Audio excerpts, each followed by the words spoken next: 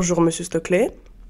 Donc nous venons ici pour vous interviewer sur votre projet qui consiste à améliorer le mode de vie et lutter contre l'obésité chez vos élèves. Ma première question est la suivante. Qu'est-ce qui vous a vraiment motivé à créer ce projet ? Bonjour à tous. Donc, la motivation première de s'attaquer à l'obésité chez les adolescents, chez les enfants, c'est que c'est une maladie. Ce n'est pas uniquement disgracieux. Ce n'est pas. D'ailleurs, il y a des gens qui trouvent très joli d'être rond. Là, on se base sur le fait que le surpoids est une maladie qui engendre des complications lorsqu'on est adulte et plus âgé. Ça provoque des maladies cardiovasculaires, des maladies sur la stature, donc sur les os, sur le cartilage. Ça peut aussi provoquer des problèmes au niveau de la santé mentale. Et là, dès l'âge de l'adolescence, où les enfants un petit peu ronds sont souvent sujets à la moquerie, au harcèlement. Et donc, voilà quelques éléments qui peuvent expliquer la motivation. Et avez-vous collaboré avec d'autres professionnels, nutritionnistes, psychologues, etc. pour concevoir ce projet ? Au point de départ, non. Donc c'est uniquement une collaboration entre moi-même et l'équipe du PMS. Et si l'enfant rentre dans le parcours, il sera suivi, s'il le souhaite, avec son accord, par un médecin spécialisé, nutritionniste effectivement. Quels sont vos objectifs principaux de ce projet ? Les objectifs, c'est que les enfants soient conscients de la problématique. D'ailleurs, s'ils ne sont pas demandeurs, s'ils ne répondent pas positivement à ma demande, on n'avance pas, on stoppe le projet.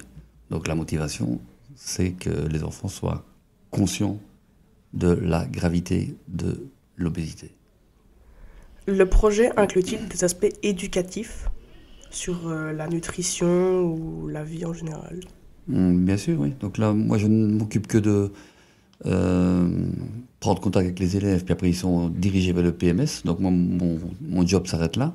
Mais effectivement, le plus important lorsqu'on est en surpoids, c'est qu'il y a très souvent un problème de choix alimentaire, éventuellement de quantité d'alimentation ingérée, mais très souvent, c'est le choix des aliments et des boissons sucrées en l'occurrence. Comment mesurez-vous le succès ou l'impact du projet sur vos étudiants ? Au tout début, donc ça c'est très compliqué. Donc à mon initiative, je vais chaque année en mois de juin voir le PMS pour avoir le nombre d'élèves qui sont rentrés dans le parcours, dans le protocole. Mais si je ne vais pas vers le PMS, là, j'ai pas de retour. Et donc l'année passée, on était à 17, ce qui est très bien. Quel changement avez-vous observé chez les participants jusqu'à aujourd'hui ?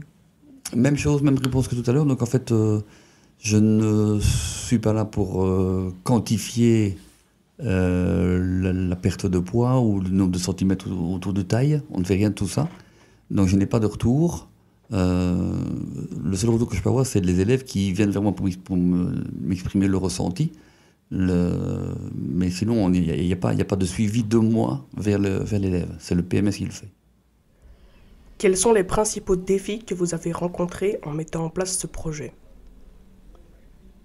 Je ne comprends pas bien la question par rapport à ce que j'ai donné comme information. Des élèves récalcitrants qui ne voulaient pas ou non, donc ça, c'est... Moi, je pense que ta question, j'y ai déjà répondu. Donc, si l'élève ne veut pas, c'est son choix, c'est son droit, et on n'avance pas. Il ne rentre pas dans le parcours. Cherchez-vous des partenariats ou du soutien financier pour élargir le projet ? Non. Donc, tout se fait en collaboration avec la famille, donc les parents, le médecin traitant, et éventuellement, alors, si tout le monde est d'accord, donc le médecin traitant, les parents et l'élève, il peut être suivi par un médecin nutritionniste de la Citadelle. Mais jusqu'à présent, sur les 17 de l'année passée, il n'y en a pas un seul qui a été jusque-là. Donc, on a des résultats qui sont ce qu'ils sont, sans aller plus loin dans le protocole. Mais c'est possible. Comment envisagez-vous de faire évoluer ce projet à long terme ? Il n'y a pas vraiment d'évolution à apporter tant que maintenant. On est au tout début et l'évolution serait que certains élèves qui ont des résultats décevants soit suivis par le médecin nutritionniste qui est là pour les accueillir. Donc, tant que maintenant on n'a pas été jusque-là, c'est eux qui doivent exprimer la motivation d'y aller. Donc voilà ce qu'on peut imaginer dans l'avenir pour gagner en qualité. Utilisez-vous des campagnes de communication ou des événements pour essayer de promouvoir votre projet et l'importance d'être en bonne santé? Non, ça c'est tout à fait exclu parce qu'en fait, lorsqu'un élève est en surpoids et que je le vois physiquement en surpoids, je dois lui parler avec précaution, pas devant les autres copains ou copines. Donc je le prends en aparté seul.